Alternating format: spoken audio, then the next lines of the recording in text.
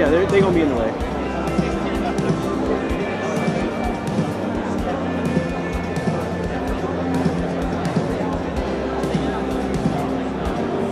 The staff told them don't stand.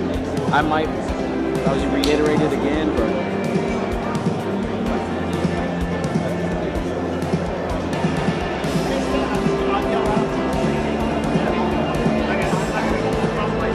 yeah, facts. We gotta do what we gotta do.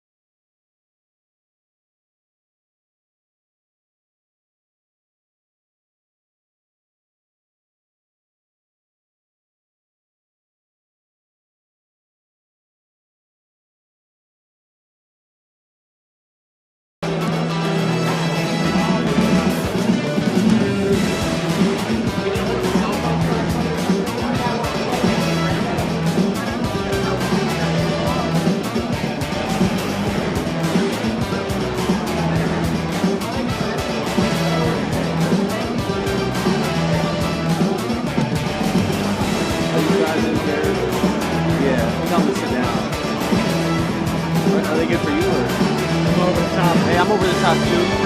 So I'm cool with it right now. I don't want to make you the bad guy, so they just can't put their shit all the way up. If they do, they're gonna have to sit down.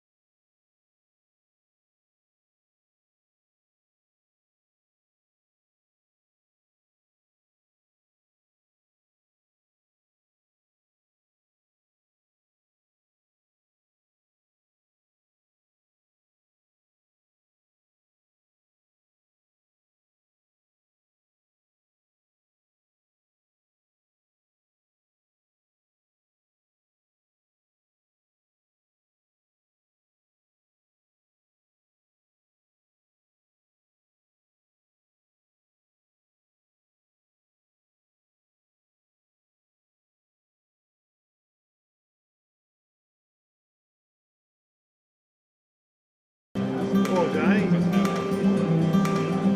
If not, no worries. Let's say you can make it.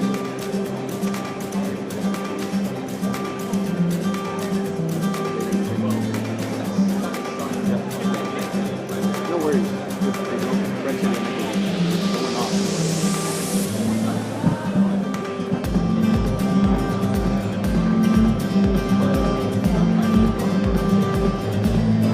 Hey, call.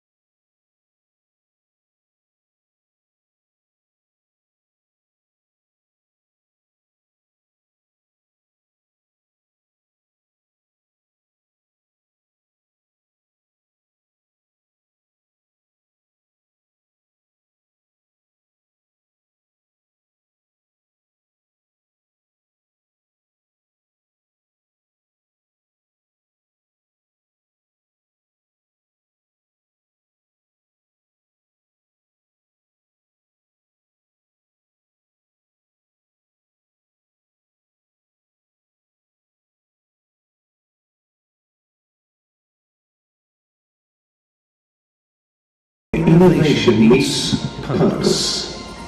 Our world is a complicated web of interconnections, geopolitical shifts, technological breakthroughs, and social transformations. As we navigate global complexities, we find pathways to resilience and sustainable growth. Artificial intelligence is redefining industries and reimagining the future. From robotics to data-driven solutions, AI is not just a tool, it's a revolution in motion.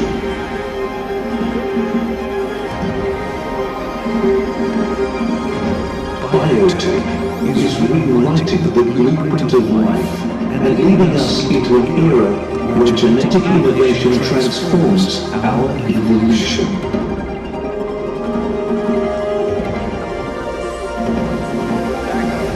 Sport is more than competition. It's a catalyst for vitality, unity, and well-being.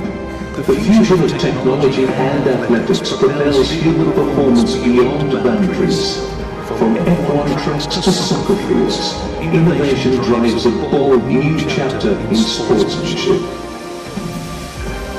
Visionary investors and innovators show us that the power of transformative technology is within our grasp. Innovation is blossoming, and with it comes a surge of investments, planting the seeds of tomorrow's breakthroughs. We must not forget about our planet. We need to protect our precious Earth for the next generation. The future is ours to shape if we invest with purpose. Welcome to the 3rd edition of the FII Priority Summit, Miami.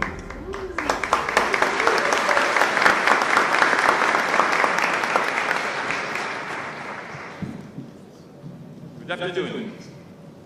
Your Royal Highnesses, Your Excellencies, ladies and gentlemen, dear friends, welcome to the 3rd edition of the FII Priority Summit in Miami. This year, we are starting with an exceptional stage.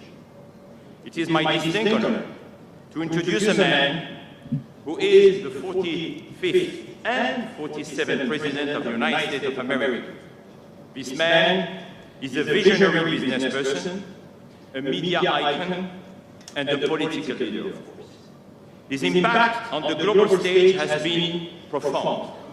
From transforming the real estate industry to reshaping economic and foreign policy, his leadership continues to spark dialogue and drive change. At the Future Investment Initiative Institute, we are committed to shaping a brighter, more sustainable future by fostering innovation and global collaboration. These are principles that align with the President's bold approach to leadership and economic growth. Please, ladies and gentlemen, join me in welcoming 45th and 47th President of the United States, Donald J. Trump.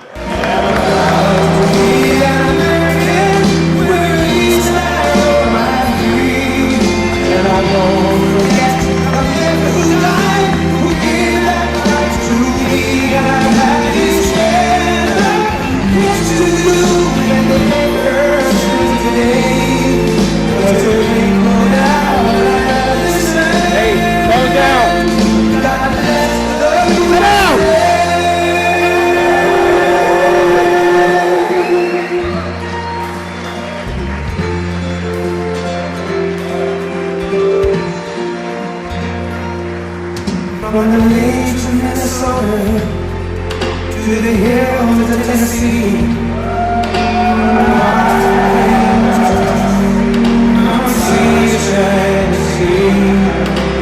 Detroit down to Houston and here to LA. Cause it's right in every American heart. It's like we stand and say.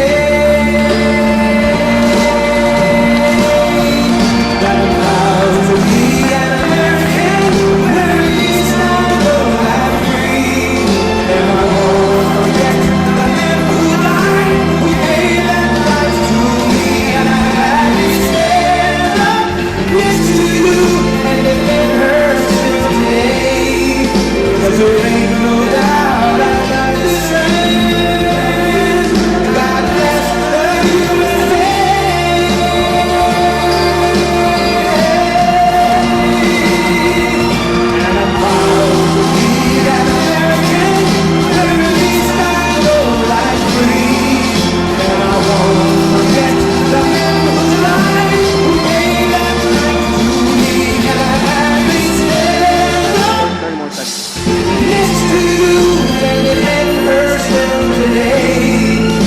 Till we go down like this end.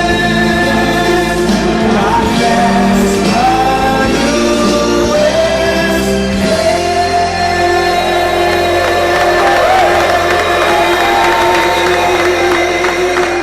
Thank you very much. What a great group this is. You have to see outside. It's going wild outside with a lot of love for all of us, I guess. But thank you, Richard, for the introduction, and thank you to all for such a warm welcome. It's great to be back in beautiful Miami, where I've actually built a lot of great buildings with the Desert family and some others. We've had tremendous success in Miami. We have Trump Towers and Sunny Isles Beach. It's 4 beautiful buildings right on the ocean. The Trump Grande, put the little E in the end for a little, class it up a little bit. Trump Grande and the 700-acre Doral. It's a tremendous country club, and it's actually the most successful country club in the U.S. where I was just given approval to build 1,500 units, and I couldn't care less about building units. When you're president, who the hell wants to build units? I've been building units all my life. I don't want to build units, but they gave us permission to do it.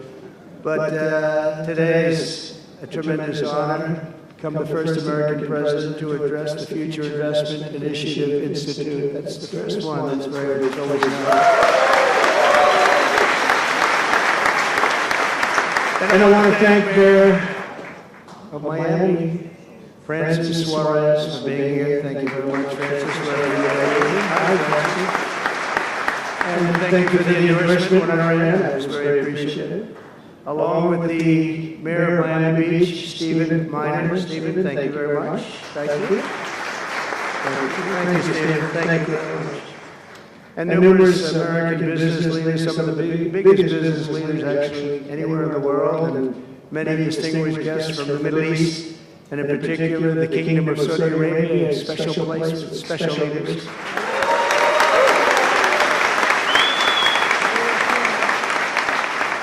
And including FII Institute Chairman and Governor of Public Investment Fund, which is a seriously big fund. Yasser, I see you there. Stand up, Yasser. Everyone knows Yasser. Thank you. Great guy. Great person. And Finance Minister Mohammed, thank you very much. Thank you very much. Good to see you again. That's a pretty good Finance Minister of that part of the world. That's not bad. Other parts of the world not so good, but that one is good.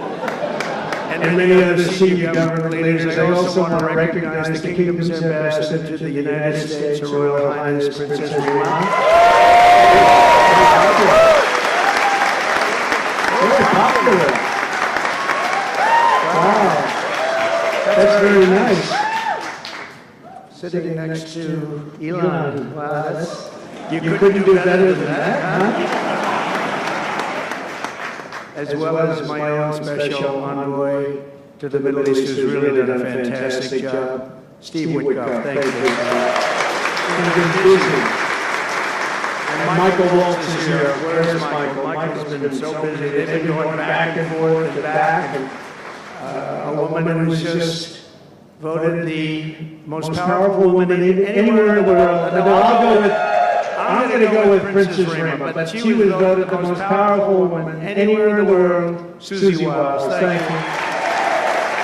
Most powerful woman, that's pretty good. We have to talk to you about that, Susie. It's pretty good.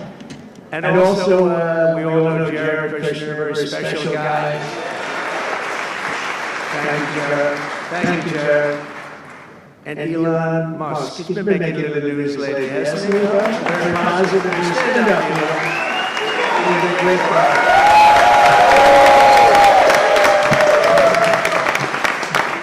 We did a little show last night. I heard they got very good ratings too, by the way. Hannity. Sean Hannity was fantastic. A fantastic man, fantastic guy. And he did a show, and it was great being on the show with you last night. I come today with a simple message for business leaders from all across the nation and all around the world. If you want to build the future, push boundaries, unleash breakthroughs, transform industries, and make a fortune, because you want to make a fortune. Most of you have already made a fortune, I don't want to say. There's no better place on earth than the current and future United States of America under a certain president named Donald J. Trump. I think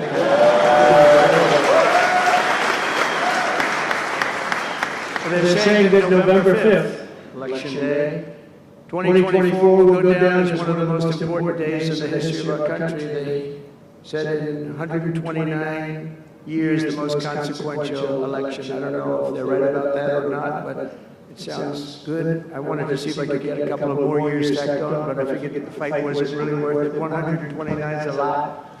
And as of January 20th, 2025, the dark days of high taxes, crushing regulations, rampant inflation, flagrant corruption, government weaponization, oh, I know about weaponization, and total incompetence will be gone forever. Will be gone forever. Because the United States is back and open for business, and the golden age of America has officially begun. You see it happening. Since my election, America's economic engines have come roaring back to life in just a very short period of time. Think of it, from November 5th, the progress that's been made has been amazing. The NASDAQ is up nearly 10% in just a few months, and that's a lot. The Dow Jones Industrial Average is up 2,200 points, and Bitcoin has set multiple all-time record highs because everyone knows that I'm committed to making America the crypto capital. We want to stay at the forefront of everything. One of them is crypto, and Miami seems to be the center of the action, come to think of it, and maybe it'll stay there. Business optimism skyrocketed 42 points. Think of that in a single month, the most in history by far. That's the biggest increase in history by not even close. The ISM index of manufacturing activity surged into positive territory for the first time in many years. Amazing. And it was just announced, this is an interesting one, I didn't realize it was that bad for so long, but it was just announced by one of the nation's most historically accurate and respected pollsters, Rasmussen, that the number of Americans who believe our country is on the right track now exceeds those who think it's heading in the wrong direction for the first time in 20 years. Can you believe that? 20 years.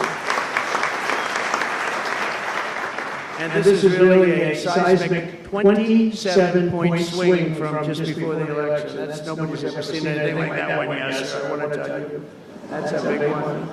The best and most successful business leaders on earth are now racing to invest in the United States. Since November, DeMac has announced plans to invest $40 billion in the U.S., creating at least 10,000 jobs. SoftBank has announced investments of between $100 and $200 billion, creating at least 100,000 American jobs.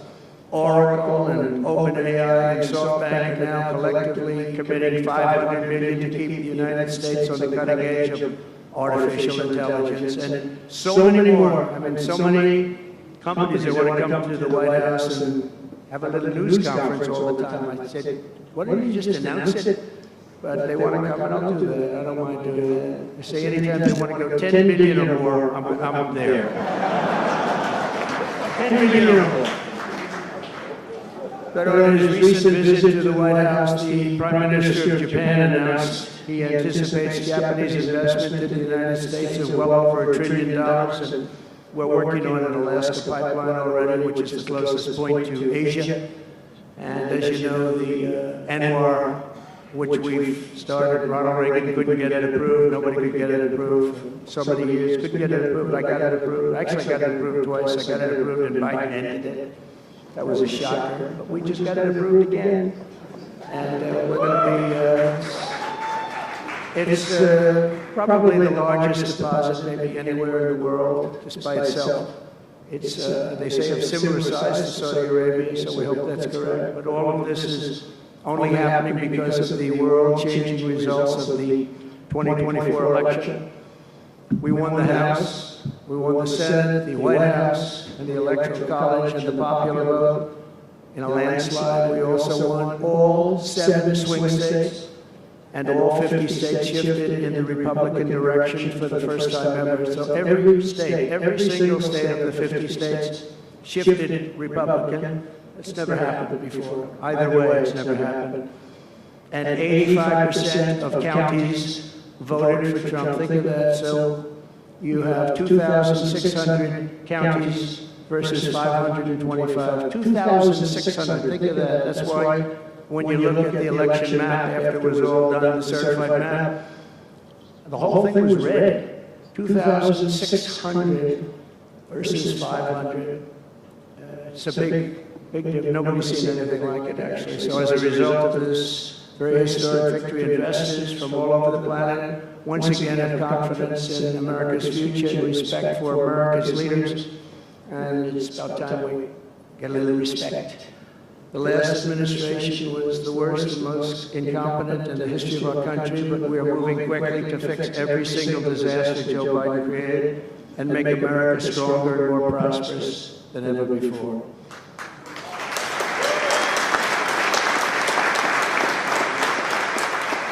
Our first and most urgent mission is to remove the criminals that Biden allowed into our country with the ridiculous and very dangerous open borders policy. They came from all over the world. They came from prisons and jails. They came from mental institutions and insane asylums. They were gang members. They were drug lords. They came from all over, and they were allowed to come into our country. And we're getting them out in record levels, just like they came in record levels. I want to thank Tom Homan and Christie, who was just she's doing a fantastic job, Governor of South Dakota, and Tom Homan, you know, they are doing a fantastic job, and the results are, and every country is taking them back. They're sending their criminals to us, and they're all taking them back. We had a little problem with a couple of them that ended very quickly. And some said, we don't really want MS-13 back in our country. But I said, congratulations, you're taking them back. And they took them back. And by the way, Europe and other places ought to start also doing that. They better start looking at immigration because it's really hurting Europe very, very badly. And they better get smart and they better get tough before it's too late.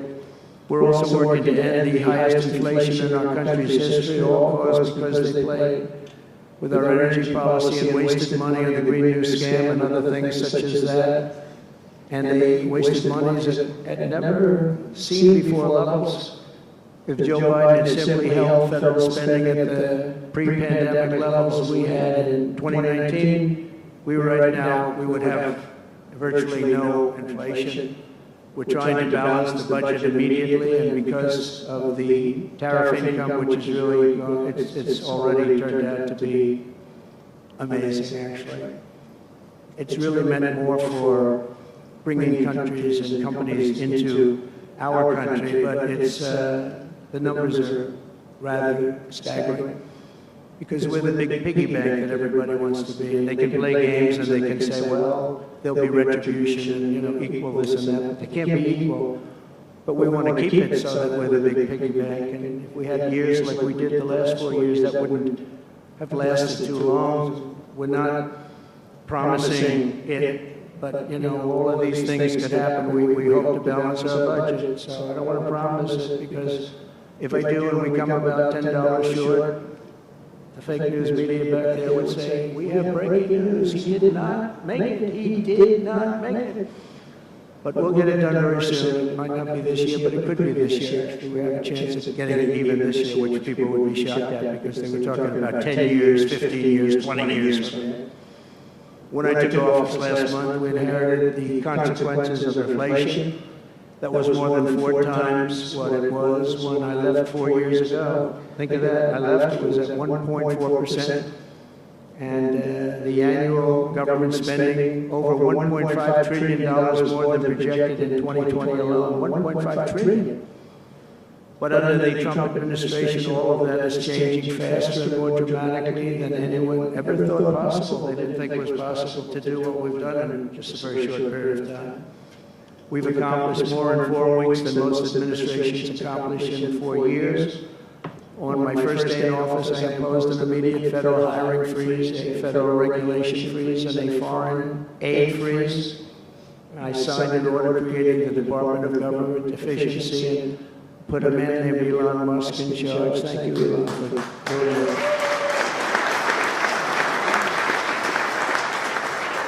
He's doing a great job. I wish you could have seen him last night. He's really, he's a very committed person. He's a very serious person. And he's a very high IQ people. I like high IQ people. Not all have to be, but it'd be nice to have some people up there that he's a seriously high IQ individual. Now he's got his faults also, I will tell you that. But not too many of them, which is now really waging war on government waste, fraud, and abuse. And they're curbing inflation and saving taxpayers billions and billions of dollars every single day. And there's even under consideration a new concept where we give 20% of the DOGE savings to American citizens and 20% goes to paying down debt, because the numbers are incredible, Elon. So many billions of dollars, billions, hundreds of billions, and we're thinking about giving 20% back to the American citizens and 20% down to pay back debt, pay down debt, which is, if you look at value, if it were a real estate balance sheet, the debt is tiny, but we still want to pay it down. Doesn't matter. We don't look at it as a piece of real estate. It's America. We're going to get it down through intelligence, hard work, and as Elon said, a word called caring. You have to care.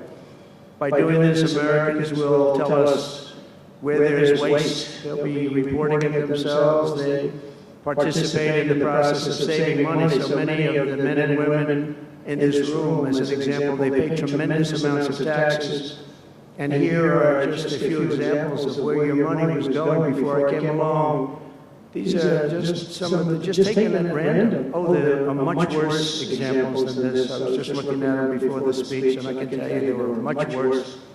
And there are some that are horrible, but I don't want to really say them because they're very, very embarrassing to people. Very, very embarrassing. And they're really something, but you'll be seeing it and you will be reading about it. But just some taken at random, $2 million for sex change operations in Guatemala, $20 million for Sesame Street performances in Iraq. $20 million, that's a lot of money. I know what it costs to do those things. You get a cast over for $50,000, give them a couple of bucks tip, that's it, not $20 million. $20 million, that's Gone with the Wind on steroids. $101 million for 29 diversity, equity, and inclusion contracts at the Department of Education. Wow. And we've also canceled all of these, saved all of this money. And again, this is just a small sample. This could go on, I could read them all day. $520 million for a consultant. I want to know who is that consultant? To do ESG, that's environmental, social, and governance investments in Africa. $25 million to promote biodiversity conservation and illicit livelihoods by developing socially responsible behavior in Colombia. $40 million to improve the social and economic inclusion of sedentary migrants. Nobody knows what that even means. None of this stuff. Everyone's trying to figure out what the hell does that all mean? $42 million for social and behavior changes in Uganda. 40 million is a lot of newspaper ads in Uganda. $70 million for research of evidence-based solutions for development challenges. $10 million for Mozambique medical male circumcision.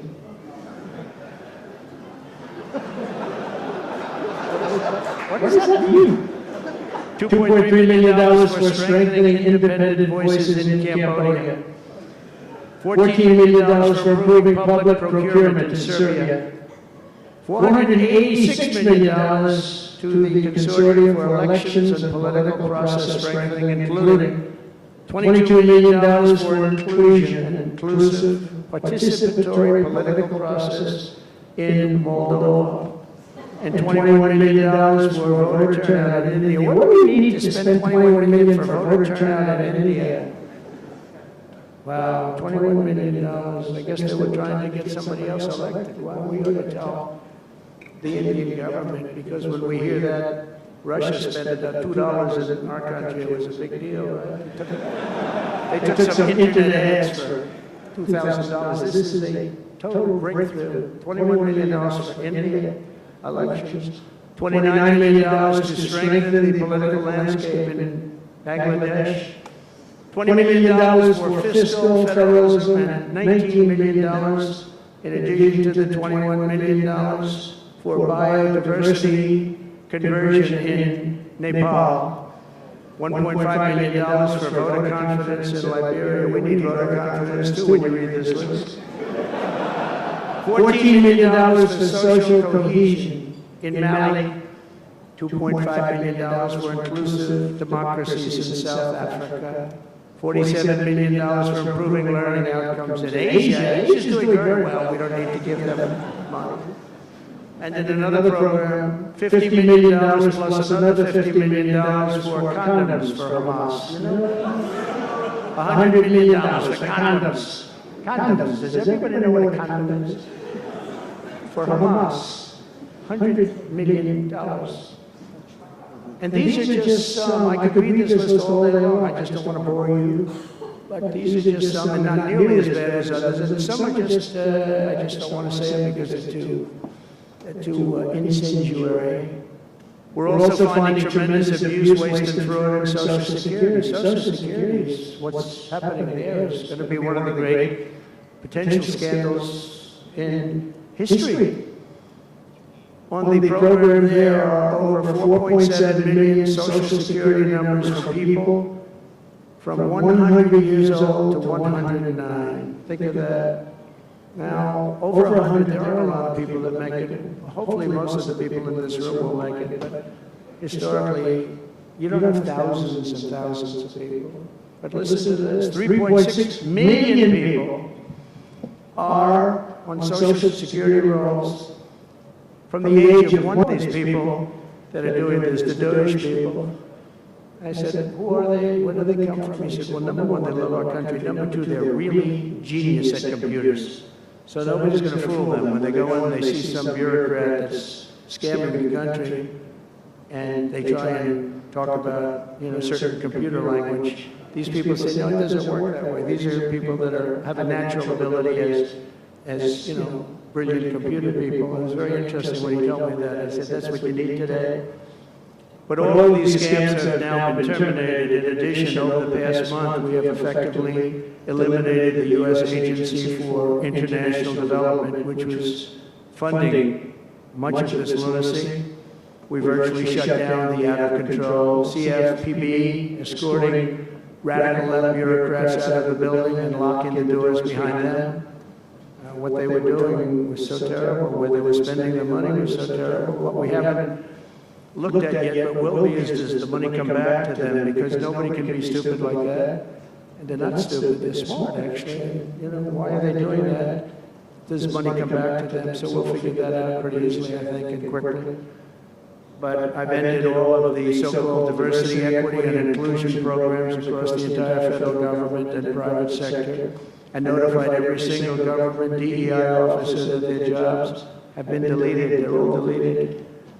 And it's interesting, even these companies that have tremendous amounts of money, a number of them just announced, Walmart, if you can believe it, they just announced that they're stopping. And, these companies are running off like $220 million. How can you spend that much money no matter what you're doing? If you're teaching something, you're going to have an instructor, you're going to talk, you're going to give them a book. Please read the book. Then you find they spent $225 million. What's going on?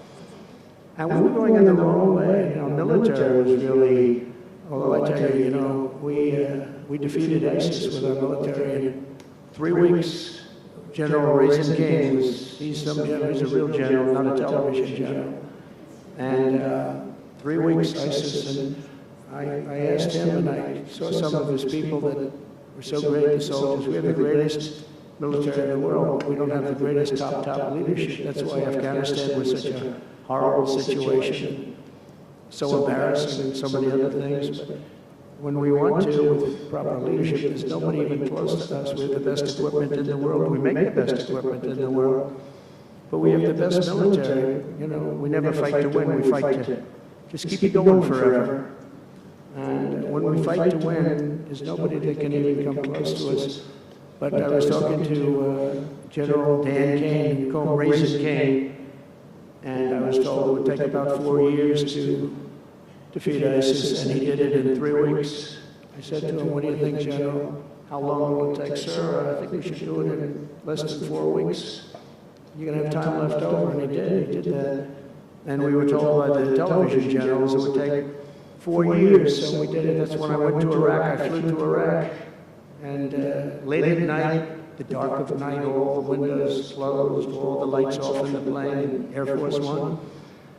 And we flew in, and it was pretty amazing. I'll tell you, we were landing, and there were no lights in the plane. Sir, we have to turn off all lights. I said, we spend $9 trillion, and we have to fly in Air Force One with the lights off. And I went up to the pilot, said hello. And by the way, these guys are like central casting. These are the best looking human beings. Everybody's like perfect. The most handsome people, the best looking people you've ever seen with the flat tops and the whole thing. And I was a little concerned because the lights are off.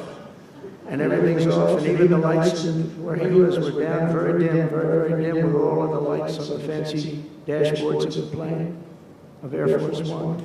We're getting a new Air Force One, and they can never finish the damn thing. We're getting 2 of them, actually. But we may have to go a different route because it's taking them a long time. We're going to get military that's going to start building. We're going to get people to start building properly again in our country because they don't build properly. This is going. But we're up there, and I'm looking at these people, and again, I say they look like Tom Cruise, but better. Stronger, tougher. And I like Tom Cruise, but these are better. And they said, are we okay, Captain? Yes, sir, we're fine. But I'm looking out, I don't see any lights, and we're landing. And I'm used to that. I like to sit with the pilots a lot and respect the pilots greatly.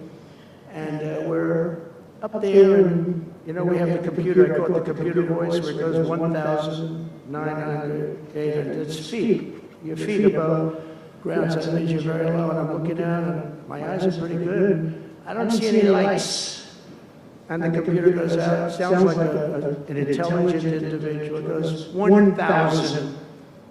We're 1,000 feet up. It's a 10-story building. There's a big plane.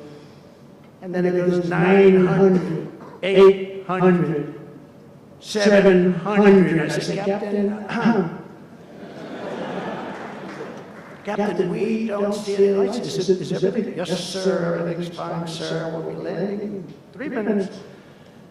And then it goes like 600, 500. Captain, we okay? And then he goes 400, 300, 200, and I'm saying, man, there's nothing out there. And then he goes, boom, perfect landing right on this thing. There are no lights on the runway. There's no, I don't know how the hell they do it, but I'm sure as hell glad we had somebody that knows how to fly. But they didn't want to have any lights because they didn't want the enemy after spending years and trillions of dollars. We have to land with Air Force One with no lights on the runway. But they were incredible people. And then I got out of the plane and actually asked my people, I said, excuse me, I was very brave sitting in that cockpit. Am I allowed to give myself the Congressional Medal of Honor? And they said, I don't think so, sir. I said, well, I thought that was extremely brave. But now here's the problem with saying a story like that when you're a kid. The press will say, President Donald Trump wanted to give himself the Congressional Medal of Honor. Headlines all over the fake news. We go with the fake news, but we're all wise. But it was something, and then I went down, and it was the same thing. I'm standing on the top, and I look down, and there's these handsome people. Everybody's like from a movie set. Good-looking guys. I get down the stairs. What's your name? My name is Kane, sir. What's your first name? They call me Raisin. I say, wait a minute, your name is Raisin Kane? I love you. I've been looking for you for 5 years. You are the great. This is what I want. And there was a general next to him, there was a colonel, there was a drill sergeant, a master sergeant. They were all like people. I could make a movie right now and have the best looking people ever. And they were great. And then I went in and, sir, would you like to rest before bed? No, I don't want to rest. I don't want to rest. I've been resting on the plane. other than the last few moments, which were quite harrowing. And I said, I don't want to arrest. He was thinking about Biden in advance, you know? Biden would have gone there and would have arrested for days. And then they wouldn't have a meeting. He'd just go home. No, I said, I don't want to arrest. I don't want to arrest at all. I want to go. So we went into this like bunker. And we had a lot of very good, talented people. And that's when I asked them. I said, you know, I'm hearing it's going to take a long time. No, that's not right, sir. It's not going to take a long time. We'll have it done in 4 weeks. I said, how can you say 4 weeks when in Washington they said 4 years? He said, 4 weeks, sir. We'll hit them left, we'll hit them right, we'll hit them up the center, we'll hit them underground and overground, we'll knock the hell out of them, sir. And I said, why is it that they said so long? Because they wouldn't let us fight. And we're very far away. They want us to fight for this, from this airport. We're very, very far away, sir. And they want us to fight here. We have many substations out, sub-airports, they call them, remote airports, where they build them in the sand. And we have many of them. And I'd use them all, sir. And I would hit them so hard from so many different directions. I said, well, what do you think? He said, you just let me know. I called him back and I said, go ahead and do it. Are you sure you can do this, General? I said, yes, sir. And he did it actually in 3 weeks. It was over 100% of people that are really hurting the Middle East, hurting the world. And it was done. And we have the greatest military in the world, but you have to use the right people. But there's nothing like what they were able to do in that case and in other cases wherever I gave them something. It was done incredibly well. And you know many of the instances because it's been well reported. But we've also required, so we have a country that's a great country. It's a strong country, but it's a country that's just now gaining its respect back to the levels that it should have never lost. We were being laughed at by the entire world. But we're not being laughed at anymore. But we've also required that all federal employees must once again show up to work. It's a new phenomenon, you know, since COVID. Show up to work in person like the rest of us. I mean, it doesn't work when you don't show up. And I see companies now are all going back to it. They're all going back. It's great. I watch some of the big business leaders saying we absolutely are going back. You can't work at home. They're not working. Playing tennis, they're playing golf, or they have other jobs. But they're not working, or they're certainly not working hard. You could never build a company or a country with that. So we have a very strong policy, and if they don't show up to work, they get fired. And we're trying to make our government smaller but much stronger. And we have tremendous bureaucracy, but it's happening. A lot of people are leaving, and in some cases leaving with pretty good offers. You know, you paid 7 or 8 months.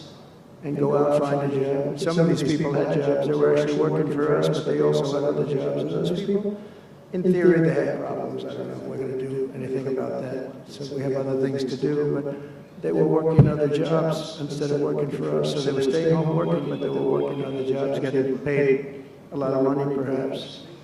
We offered deferred resignation buyouts to all federal workers, resulting in more than 75,000 bureaucrats voluntarily surrendering their taxpayer-funded jobs. A lot of them are leaving because they don't want to be caught having a second job. Some are leaving because they didn't want to be in government any longer. And some are leaving because they didn't want to show up to work. They wanted to work outside of an office. And that's never going to work for anybody, including companies. Companies ought to get smart. You watch these companies where they do that.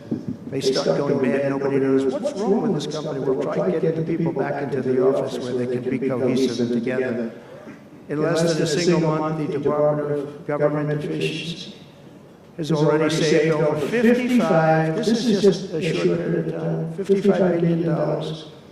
And we're just getting started. That's nothing compared to the numbers that we're talking about. Right?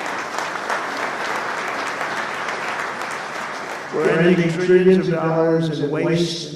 It'll mean much lower inflation, lower interest rates, lower payments on mortgages, credit cards, car loans, and much higher stock markets. I think the stock market's going to be great. In other words, we will rapidly grow our economy by dramatically shrinking the federal government, and we have to do it. I'm also taking fast action to end the radical legislation wrecking crusade against oil and natural gas. Over the past 4 years, the Biden administration cut the number of new oil leases and gas leases by 95%. They slowed new pipeline. I mean, look at the, anyone, Dakota Access, they wanted that one knocked out. The Keystone Pipeline, they wanted that one knocked out. They ended the Keystone. We got the Dakota Access done, but it wasn't easy after they tried to stop it. They slowed new oil and gas pipeline construction to virtually a halt. They shut down 38% of active oil and gas rigs in the United States, but they let the wind turbines go round and round and round. The wind doesn't blow, they got problems. They kill all the birds, they ruin the sightlines, they ruin the plains and the beautiful areas of our country, including the oceans, the lakes. They closed more than 50 power plants, all causing energy prices to skyrocket. You saw that happen. That's what caused inflation, pretty easy. These policies were so destructive that despite draining nearly 40% of U.S. strategic petroleum reserve, meant for emergencies, it was meant for emergencies. It wasn't meant for getting the price of gasoline down so that you could win an election. It didn't work for winning the election. Actually, there's so many people that are driving that it's a very small number. It just had a very small effect, but in the meantime, it takes it down. Now it's at the, we'll fill it up fast, but it's at the lowest level. When we made the transition, it was at the lowest level in history, ever recorded, the lowest level. Nobody's ever seen it that way. They put it all out because they thought they could keep gasoline prices down a little bit, just go past the election, and after that, they didn't care. And it didn't work because they didn't get elected, I got elected. But the price of gasoline still rose over 35%, and in some cases, at some periods, it was 100% and 125% during certain periods of time. Under the Trump administration, we have implemented a very different plan. You probably heard of it. It's called Drill, Baby, Drill. And we're doing that.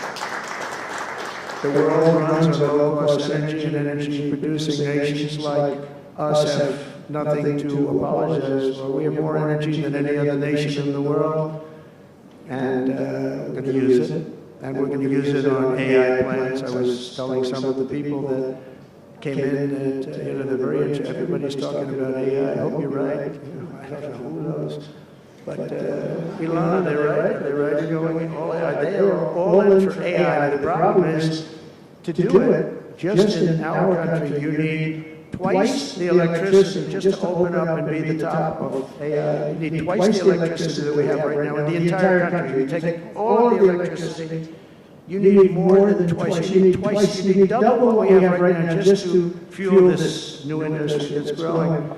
I was amazed when I heard that number. They all said, how can we do this? Because, in China and various other places, you could probably get it with the shake of a hand. But in our country, you can't, but now you can because we've declaring a national emergency in order to get fast approvals. And we're going to have, if you build a plant, you're able to build an electric generating facility right next to your plant. So you'll be making your own. You won't have to count on utilities. You won't have to count on an old grid that could fail. Could get hit by something, bad things or good things, but you're not going to have to worry about grids. You're not going to have to build your plant, and you'll build your essentially you become a utility in a way. You build your own electricity. If you want to build extra and put it out and get paid for that, you're going to be able to do that. You can put it back into the grid, but you're going to be able to build with your plant a generating facility, and we're going to get you Lee Zeldin, head of the environment and environmental.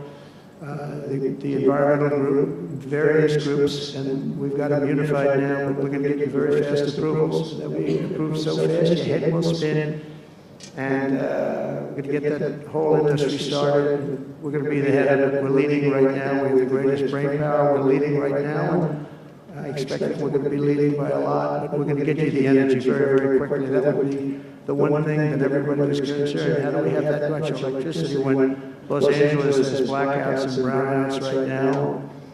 There's a lack of electricity, but we're going to get it at levels never seen before. I ended the ridiculous Green New scam, halting tens of billions of dollars of wasteful deficit spending, and I withdrew the United States from the unfair one-sided Paris Climate Accord, and I ended Joe Biden's insane electric vehicle mandate. because it was just insane. I repealed the last, and by the way, if you want to buy an electric car, it's great. If you want to buy a gasoline-driven car or a hybrid, it's great. Whatever the thing happens to be, I heard hydrogen's hot. The problem is when it's not, you're in deep trouble. Because when that sucker blows up, they don't find the body. So that's one that I said, you know what, let's take a pass on that one. They said it's good, but when it's bad, it's really bad. You find the bodies on trees on the side of a tree. I said, I think we'll pass on that one. Right? We're not going to want that one. But you never know, maybe someday it'll be good, but it doesn't sound like it's off to a good start. I repealed the last administration's very destructive natural gas export ban. And last week we approved our first new liquefied natural gas export license, and we have literally hundreds of people that want to export. I recently met with the Japanese Prime Minister, Shiba, to discuss large increases in American oil and gas exports. They wanted so badly. They said we went to the Biden administration, they wouldn't sell it. They wouldn't sell it. Nobody knows why. Biden didn't know why. They asked him, I don't know. You want to, they did? Oh, I didn't know that. But we're going to sell it. And the new project in Alaska is going to feed all of Asia. We're going to take care of all of Asia. There's so much oil and gas, like very few people, like very few countries have, like really actually no country has. I also met with Prime Minister Modi of India, who wants to greatly expand India's purchase of American energy, and my administration has also launched the most aggressive deregulation program of any nation in history. Under my executive order, for every one new regulation added, 10 old regulations have to be eliminated. And you know, in our first term, which was actually an incredible success, we had the greatest economy in history until COVID, and even after that, we did great. The stock market was higher. If you think of it, it was higher after the fact. After we went through that whole thing, it was higher than it was just prior to COVID coming in, which is a pretty amazing thing. But we did a great job on that, but it was a terrible thing for the world. The whole world suffered. It suffered terribly, including China, including other countries. It was a terrible period of time. But despite that, we did well. But we had the greatest economy in the history of our country. And I think this time we're going to do even better. We were artificially hurt by COVID. We had to focus on that instead of focusing on, but just prior to COVID coming in, there's never been anything like what we did, what we achieved. And even after we did very well, and especially considering what all of us had to do with COVID, some nations were hit so badly, it's just unbelievable what happened to them. As part of our effort, I've signed executive orders to keep the United States at the forefront of artificial intelligence and to end Joe Biden's war on Bitcoin and crypto. We ended that war totally. That war is over. They were very hostile toward them until the very end, just because there's so many people on Bitcoin and crypto that just before the end, the SEC came out and they were being very nice. I was so nice to people because so many people were being indicted for no reason whatsoever. Very political group of people. All they did was they liked indicting people, but they were being indicted, and many of those indictments were dropped just before the election because they said, wait a minute, there's 100 million, 125 million people using this, and they didn't want to have, you know, all these people being voted against. But by the time they did that, it was too late. We had that vote entirely, I think. I think anybody smart that believed in that, and there are a lot of people believing it, anybody that was smart voted for Trump. And they pulled the indictments. I see people that were indicted, they said, I saved your life. I saved your life. Because if they thought that, they actually thought that I was doing this, they said, why is Trump doing it? Is he doing it for political reasons? I don't do anything for political reasons. I do what's right. I do it. I want to be at the forefront of every industry. So, I'll be working with the Republican Congress to pass the largest tax cuts in American history. And that includes, obviously, we have to extend the Trump tax cuts, which were, until now, the largest. We're going to dramatically cut taxes for families and for workers and for companies, including no tax on tips and hopefully no tax on Social Security and no tax on overtime. And that overtime one is a sleeper because I think a lot of people are going to be spurred on to do a lot of extra work. when they hear that. A lot of companies really like it, a lot of people really like it. The new Trump tax cuts will also include 100% expensing for new factory construction in the United States and anything else that you're going to buy with capital. If you buy something that is going to be good for our country, we're going to let you expense it, 1 year expense. And I did that the first time. And everybody said, can you go back to that? Now you still get, I guess, 40% or whatever it, pares down, but we're going to bring that right up to the top level. I think that had a lot to do with the success that I had during my first term. And we'll substantially cut taxes for all domestic producers of oil and gas and just about everything else that they produce. In my first term, I brought the business tax down from around 40% to 21%, which everybody said was an impossible thing to do. I cut it from 40 to 50. It actually was state. He said it was much higher than 40. I got it down to 21%, and now I'm bringing it down to a goal of 15%, but only if you make your product in America. In other words, you're going to be at 21%, but if you make your product in America, you're going to go from 21 to 15. If you don't, you're going to be 21%, which is still lower than anything. So guys like Elon are going to come and make these great cars in the United States. So a lot of people call, a lot of car companies are calling. They called me, three of the majors. They called and they said, we're looking all over the place. We want to be there. I'm going to be announcing tariffs on cars and semiconductors and chips and pharmaceuticals, drugs and pharmaceuticals and lumber probably and some other things over the next month or sooner. And it's going to have a big impact on America. We're bringing our businesses back. If they don't make their product in America, then they very simply they have to pay a tariff. But if they do make their product in America, they don't have to pay any tariff, which will bring. It's all going to bring trillions of dollars into our treasury, or it's going to mean that there won't be any taxes because we want to have a fair base. If they don't have it, we don't have it. If they don't pay, if they don't charge us, we don't charge them. It's pretty simple. The Republican Party is once again the party of common sense. We're a party of common sense. We want strong borders. We don't want men playing in women's sports. We don't want to have transgender for everybody. We're the party of common sense. That's how we won the election in such a big manner.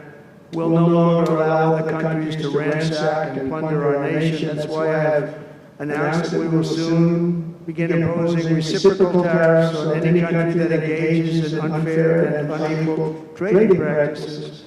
If they tariff us, as I said, we will tariff them at the exact same rate. So a certain country, because some of these countries, even countries that I've already mentioned, are extremely aggressive with tariffs. Nobody knows that.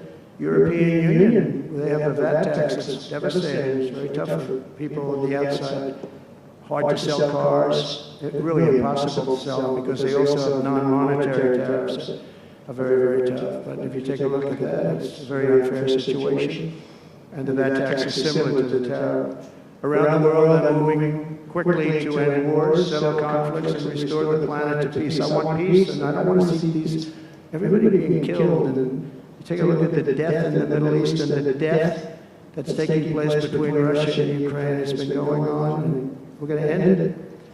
There's no profit for anyone in having World War III, and you're not so far away from it. I'll tell you right now, you're not so far away. If we would have had this administration for another year, you would have been in World War III, and now it's not going to happen. In the Middle East, I've restored my policy of maximum pressure on Iran, designed to bring peace. And we designated the Houthis a terrorist organization, destroying shipping lanes all over the place, making it very hard for people to get their product delivered, making it very difficult. We'll take care of that situation. And we've secured a ceasefire in Gaza. We're bringing in the hostages, and we're bringing them home to their families. Some of them are in pretty bad shape, I have to tell you. To end the horrible war in Ukraine, I've spoken with President Putin and President Zelensky, and our teams began negotiations this week in Saudi Arabia. I want to thank Saudi Arabia for that. It was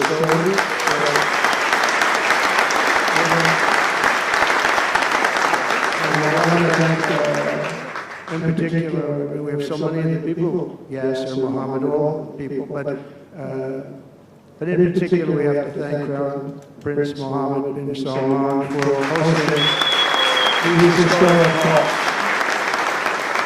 And talks that went very, very well. Steve was there, Steve Woodcock was there, and Michael was there, Michael Waltz, and others, and they really went well. It's a big step. We've got to get that war over with. You have to see the people that are dying. I look at the pictures, the satellite pictures of the field. It's a level field, and it looks like a modern-day version of Gettysburg. And you know what that means? It is just carnage. It's horrible.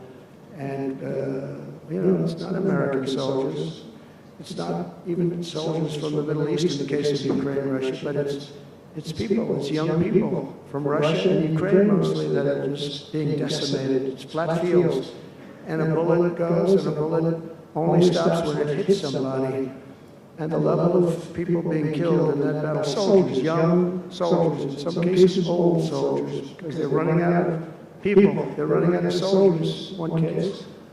But think of it, a modestly successful comedian, President Zelensky, talked the United States of America into spending $350 billion to go into a war that basically couldn't be won, that never had to start and never would have started if I was president, not even a chance, and it didn't start for 4 years, it never would have started.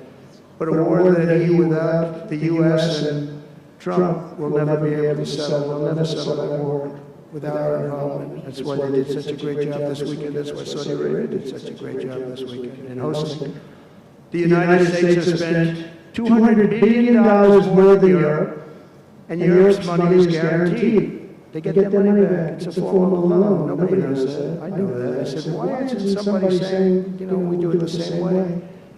And we spend much more money. We have to equalize. But while the United States gets nothing back, so they get their money back, it's a loan. We just give our money. And we had a deal based on rare earth and things, but they broke that deal. But they broke it 2 years ago. We had a deal because they said, we're spending $350 billion, and Europe gets their money back in the form of a loan, and we don't. We're just giving the money hand over fist. That's the Biden administration for you. But they're no longer dealing with the same United States as they were dealing with a few months ago. Why didn't crooked Joe Biden demand equalization, and that this war is far more important to Europe than it is to us, and that is a very big, beautiful ocean, a separation. This is, we're helping Europe, we're trying to help Europe. On top of this, Zelensky admits that half of the money that we sent them is missing. They don't know where the money is. He said, well, we don't know where half of it is. That's great, wonderful. He refuses to have elections, slow, and the real Ukrainian polls, how can you be high with every city is being demolished? It's hard to be. Somebody said, oh, no, his polls are good. Give me a break. Every city is being demolished. They look like a demolition site, every single one of them. And the only thing he was really good at was playing Joe Biden like a fiddle. He played him like a fiddle. That's an expression we use, yes, to say that he's pretty easy, A dictator without elections. Zelensky better move fast, or he's not going to have a country left. Gotta move fast. That war's going in the wrong direction. In the meantime, we're successfully negotiating an end to the war with Russia. Something I'll admit that only Trump is going to be able to do in the Trump administration. We're going to be able to do it. I think Putin even admitted that. Biden never tried. Europe has failed to bring peace, and Zelensky probably wants to, maybe he wants to keep the gravy train going. I don't know what's the problem, but he hasn't been able. He's very upset that he wasn't invited. He could have come if he wanted to, but that he wasn't invited to Saudi Arabia. But he's been working for 3 years. There's never been even meetings or phone calls to stop this war. It's a horrible thing. I figure Russia's lost 900,000 soldiers. I think that Ukraine's lost probably 700,000. And it's a terrible thing. You'll see bodies and body parts all over the field, all over. We see them through, very accurately through satellites. I love Ukraine, but Zelensky has done a terrible job. His country is shattered, and millions of people have unnecessarily died. And you can't bring a war to an end if you don't talk to both sides. You've got to talk. They haven't been talking for 3 years. So we hope to see a ceasefire soon and to reestablish stability in Europe and the Middle East. Thank you very much. And as I've said before, it's my hope that my greatest legacy will be as a peacemaker and a unifier. That will be a great legacy. So in conclusion, the golden age of America is upon us, and I'm inviting everyone here today and every citizen across our land to take part in the most extraordinary period of peace, prosperity, growth, innovation, wealth creation, and expansion the world has ever seen. We're on our way. I mean, everyone's talking about us. 3 weeks, we're in there for a couple of days, more than 3 weeks, and everyone's talking about it. You have to see the crowds of people outside. It's pretty amazing what's happening. We're on the verge of soaring markets, surging incomes, booming production, groundbreaking technologies, thrilling discoveries, and a quantum leap in the quality of life. Absolutely a quantum leap. One day very soon our country will have the greatest economy in the history of the world because we once again have a president who puts America first, and we put America first, and your country should put your country first. But in the end, we want America first, and when it's all beautiful, which is going to be pretty soon, we want to help other countries, and you want to help other countries. But, you know, I tell you, leaders, and some of the leaders are in this room right now, you've got to put your country first, whether it's Saudi Arabia, whether it's something else, you've got to put your country first. But we're going to have plenty left over to help others also. As long as you invest in America, build in America, and hire in America, that means that I'm fighting for you. I'm fighting very hard for you. Together we're going to make the United States of America bigger, better, bolder, richer, and greater than ever before. It's going to be stronger than ever before. We're going to be a peacemaker, a peacekeeper. We're going to stop people from these stupid, never-ending wars. We're not going to partake in them ourselves, but we'll be stronger and more powerful than anybody by far. And if it ever came to war, there is nobody that will be able to come close to us, but we don't think that's going to ever happen. So I want to thank you all very much. It's a great honor to be here. And I think somebody said they're going to ask questions, and I didn't say, gee, what other questions like Biden does? I say, just ask, it doesn't matter. You ask a question and I give an answer. So I think, Richard, you're going to come up and you're going to give me some questions. Thank you. Thank you. Thank you very much, Mr. President. A round of applause for President of the United States of America. Thank you.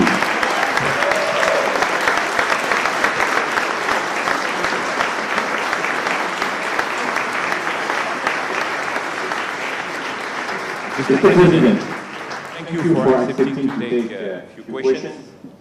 20 years ago, I don't know if you will remember, we were under the same roof in Orlando when you were delivering an amazing speech in front of 3,000 sales reps, giving them the best advice to be successful. So what is the best piece of advice that you have ever received? Well, I think it was watching my father. You know, my father was a very hard worker, and he just worked hard. And he was very smart. He had good genetics. His brother was the longest-serving professor in the history of MIT, Dr. John Trump.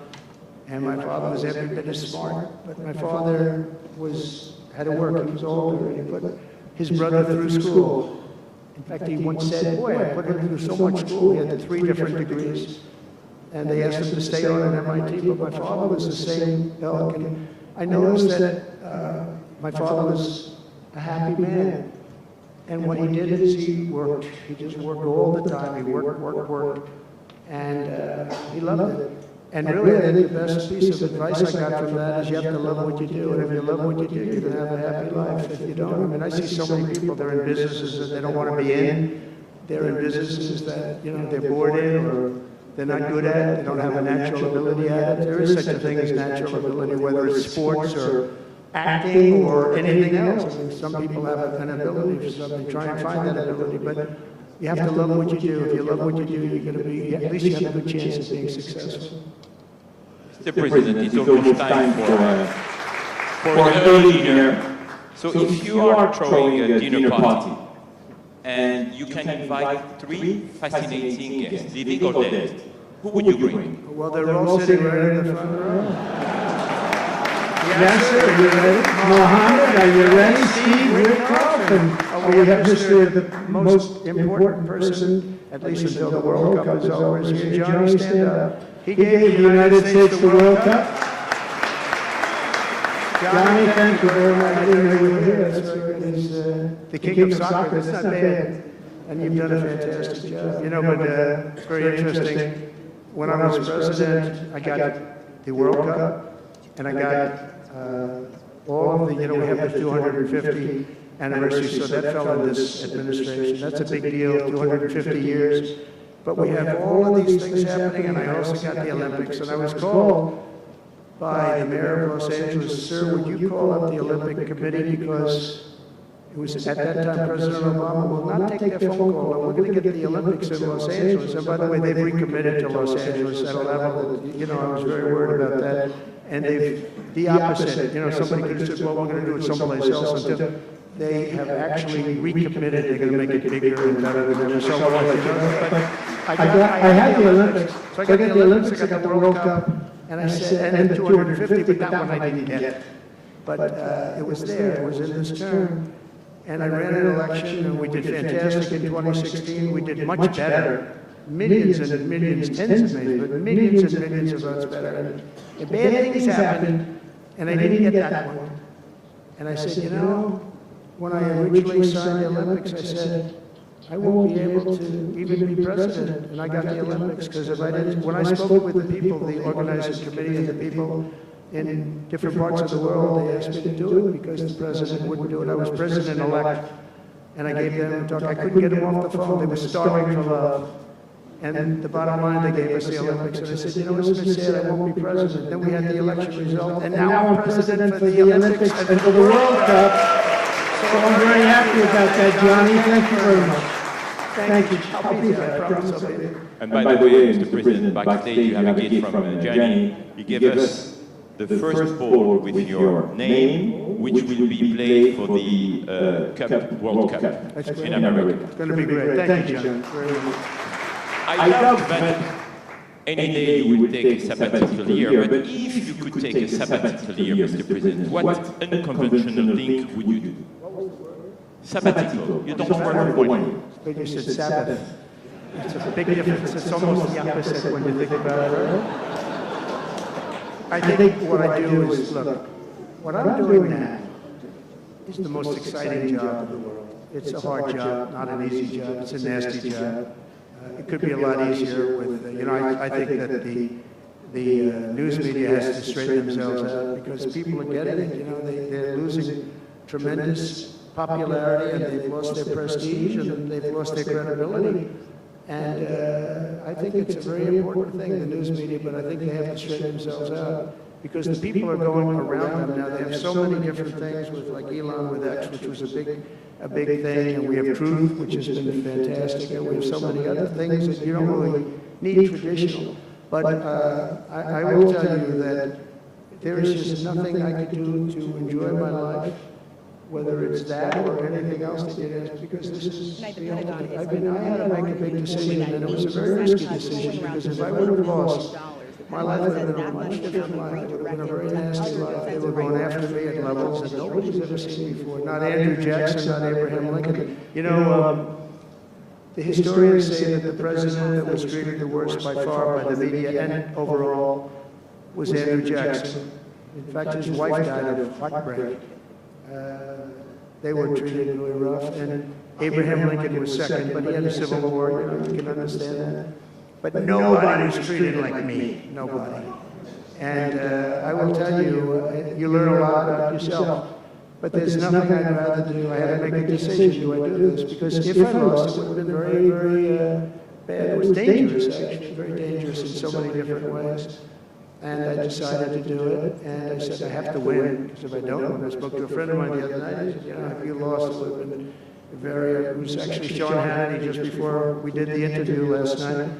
He said, boy, if you would have lost, you would have had a tough life, you would have had a very tough life. So there was a certain amount of courage involved in this decision to run, and it's a great honor to win by this much, to win all 7 swing states, the popular vote. Popular vote doesn't get won that much by Republicans for whatever reason. I think that's changing.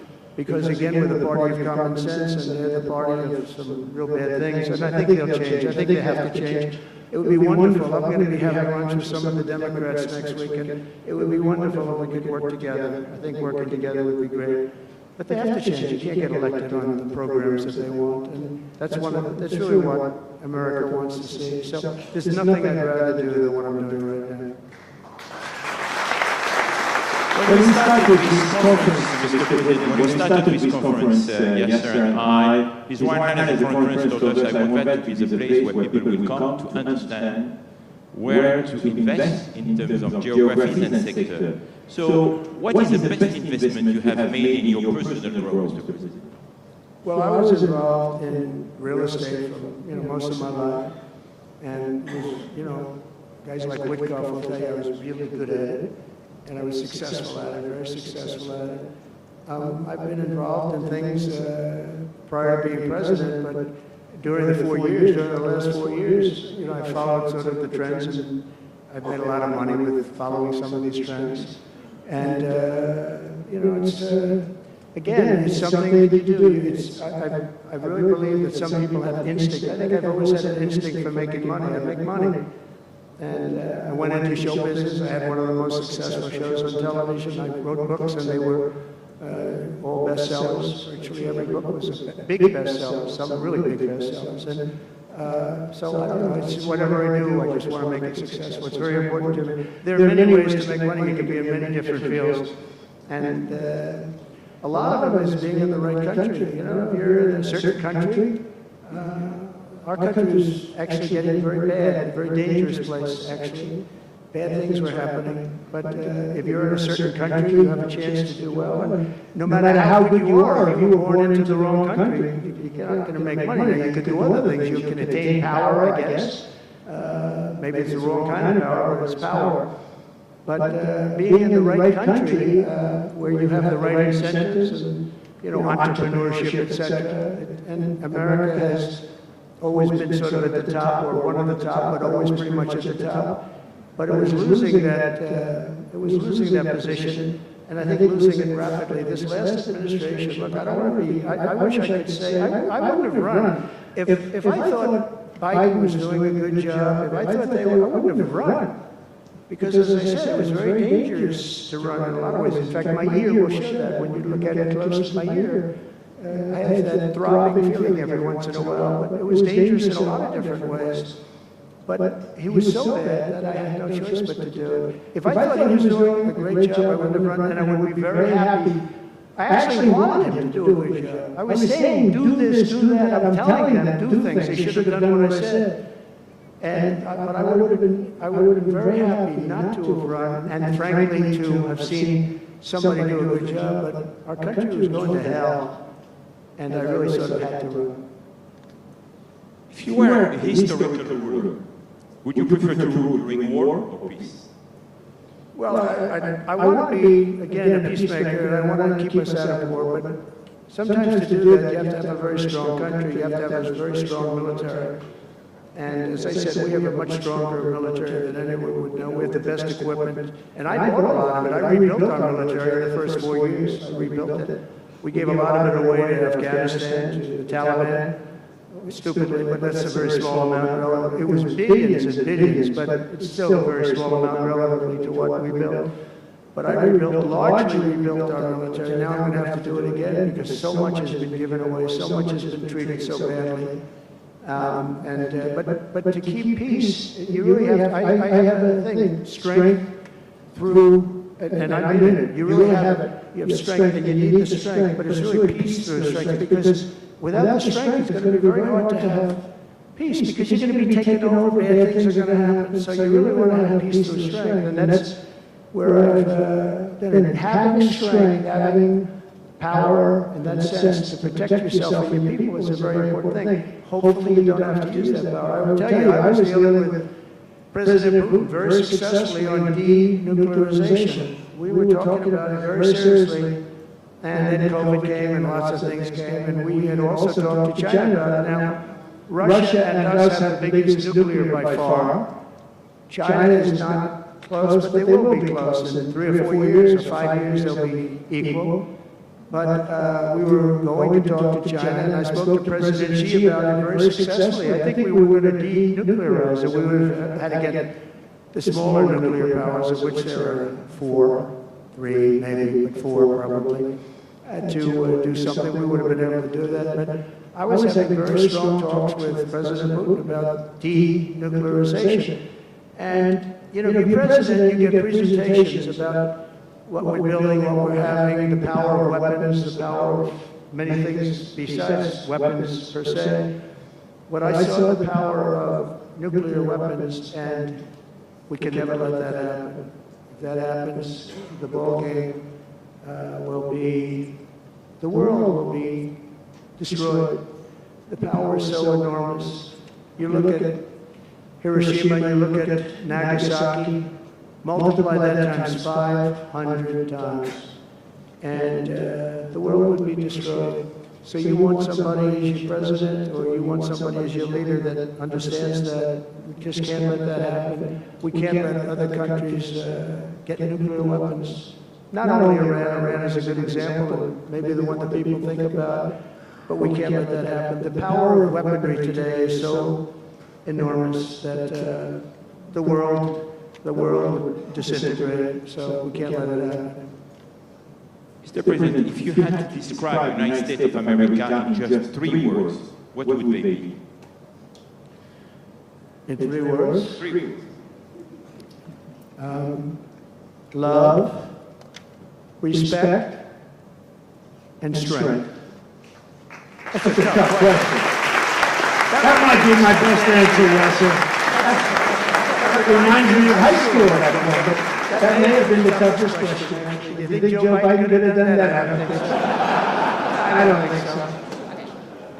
Well, we're almost at the end, Mr. President, but talking about the United States of America, what is one cultural habit in the US business that the rest of the world could learn from? What is the best practice? Well, I think we love our families, but I think a lot of the world loves their families. I was speaking to the head of Mexico because I complain constantly about people pouring in. Now our border is the strongest border we've ever had. We've gone from the worst border ever in history to the strongest border. But I was speaking to the president of Mexico, a very wonderful woman actually, and I said, we were talking about drugs, you can't let people come through your country and come into the country. You know, it was not that nice, but they understood what I was saying. And she said something that really got me. She said, I said, you're not a big drug taking nation. She said, no, we are not a consumer. And I said, a consumer, what is, you know, an interesting word. We're not a consumer nation. We're not a consumer of drugs. I said, what an interesting, and why is that? She said, well, we have very strong family values. I said, but we do too. We do too. We have very strong. Our families are devastated by what's happening with fentanyl, and China will not be doing. We're going to make a deal with China. They were not letting that happen anymore. And I had a deal, by the way, before I left. I had a deal with President Xi where they were going to give the maximum penalty to anybody making fentanyl and sending it into the United States. And the maximum penalty is the death penalty, and it wouldn't stop. But when the election turned out to be a rigged election, but that's okay. When an election turned out to be, it was an election that shouldn't have happened. All the things that happened. I'll give you an example. We wouldn't have had October 7th, Israel attack. We wouldn't have had Ukraine and Russia fighting. We wouldn't have had inflation. We wouldn't have had all of these things that, you know, happened. But in speaking with her, she said about family values. I said, well, you're not really saying anything there because we have great families too. We have great family values. She said, plus we advertise a lot. I said, ooh, you mean you advertise about how bad drugs are? Yes, we do. We spend a lot of money on advertising. And I said, unbelievable. That was such a great conversation because we're going to spend hundreds of millions of dollars advertising how bad drugs are so that kids don't use them, that they chew up your brain, they destroy your teeth, your skin, your everything. And I thank you for that. You know, I make so many calls and I never learn anything from anybody. I know everything and I never learn anything from anybody. And I spoke to this woman, as soon as she said it, she didn't have to say exactly what, I said, exactly, what a great idea. And I think we're going to have, and I saw pieces of it, we're going to go in with $100 million and then another $100 million initially. But I saw some of the ads, and they are really violent. I said, you have to make them strong. Your skin practically comes off after a period of time. You lose your hearing. You lose your teeth. It is terrible. And we show this happening to people. And I think we're going to, we did very well with, we had blue ribbon committees headed up by the First Lady of the United States and a lot of other people that, they have no idea the viciousness of these cartels and these people. And they're smart. They're very smart, tough people, making a fortune, by the way, an absolute fortune. But we got it down 18%, which was a record. But 18% is not great when you think about it. I think we could get it down 50 or 55 or maybe even 60% with advertising. So she really gave me something. I was going to call her and tell her that she did, but now I don't have to call her because she's going to be seeing this right now. So to the President of Mexico, thank you very much, I appreciate it. But we're going to do a great advertising campaign saying how bad it is, how drugs are so bad for you. My last question, Mr. President, you have mentioned briefly in your speech about the legacy. What would you like your legacy to be, if you can tell us more about it? That I came into a country that was great, but is in trouble. And I made America great again, and I got it out of trouble, and people respect America now, and we were a country of peace, and we brought peace to the rest of the world. Thank you very much, Mr. President. Thank you very much, everyone.